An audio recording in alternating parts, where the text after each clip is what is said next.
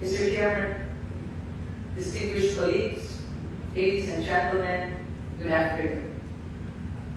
I rise on a matter of personal and collective privilege to express our profound gratitude and admiration for the tireless dedication of our health workers. Last May 7, we celebrated Health Workers Day, as mandated by Republic Act 10069, to recognize the vital contributions of our health workers, especially during these challenging times. Today, I want to take this opportunity to once again express our deepest appreciation and extend our most sincere thanks to every health worker in Cebu City, as well as those tirelessly serving in various communities, both near and far. As a counselor, I have a personal connection to the work of health workers. Out of my 8 siblings, 6 have chosen to serve in the field of health, including a doctor, 3 nurses, a dentist, and a psychologist. In the next generation, our family is proud to continue this legacy with 4 doctors, a nurse, a medical technologist, a psychologist, and a nutritionist. I have seen firsthand the long hours, emotional toll, and physical demands that come with their roles. And I know the importance of supporting their work. I have observed them bear the immense responsibility for their patients' health while adjusting to the challenges in the healthcare environment. The COVID-19 pandemic has underscored the vital role of health workers in our society. When I say health workers, it is not limited to those who are in the hospitals, but it also includes the barangay health workers, as defined in Section 3 of Republic Act number 7883. The initial physical contact has been initiated by these people. In fact, the BHWs were almost always in the forefront of attending all healthcare-related situations in the field prior to its referral to a healthcare facility.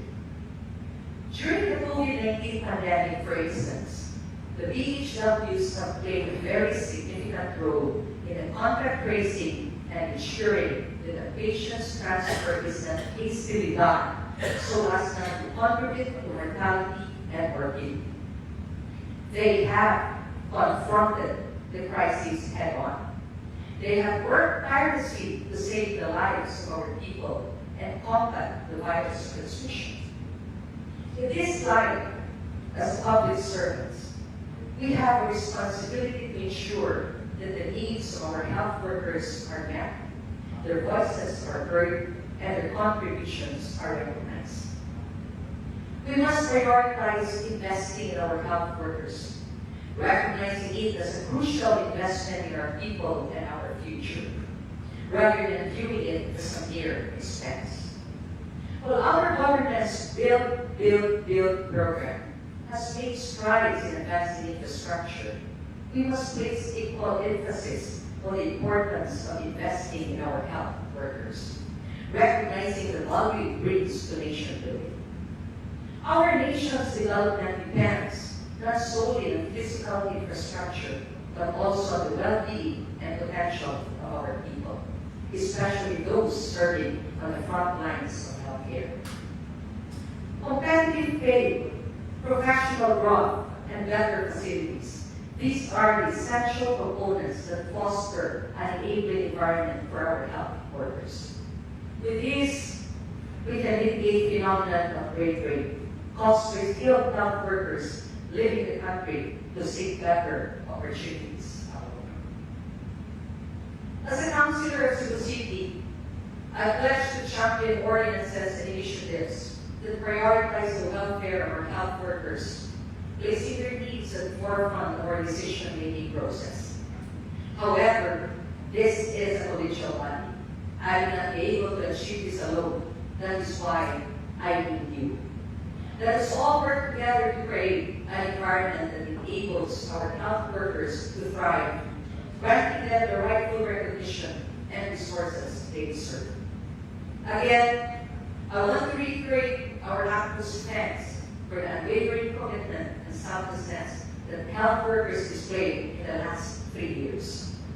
They are the nation's silent warriors, and a grateful nation owes them its unwavering support.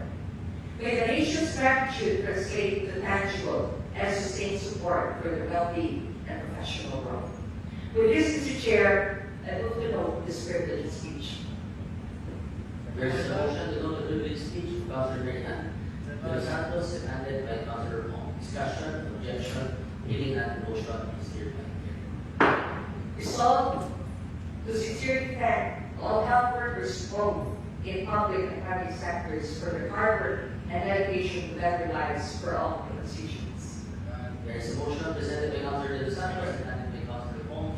Discussion, objection, hearing none, motion is carried.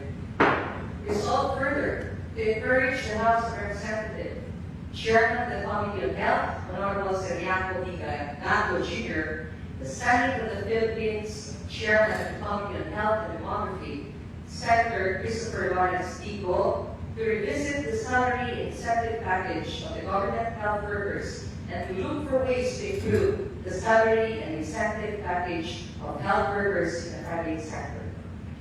As moved by Councilor De Los Santos, seconded by Councilor Rivera. Discussion, objection, hearing none, motion is carried. Resolved furthermore to urge Senator Joseph Victor G. Hesico to pursue his pending Senate Bill 1380 during the 17th Congress and make the appointment of barangay health workers as permanent status. As moved and seconded by Councilor Rivera. Discussion, objection, hearing none, motion is carried.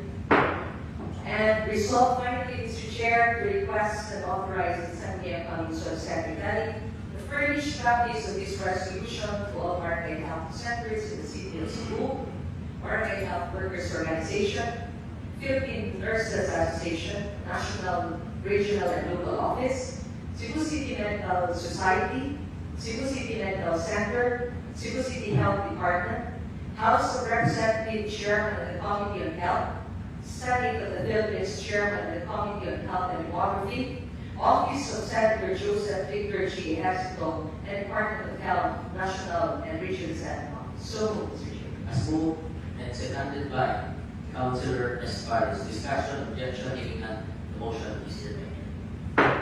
Thank you, Mr. Chair. Thank you, Councilor De Los Santos.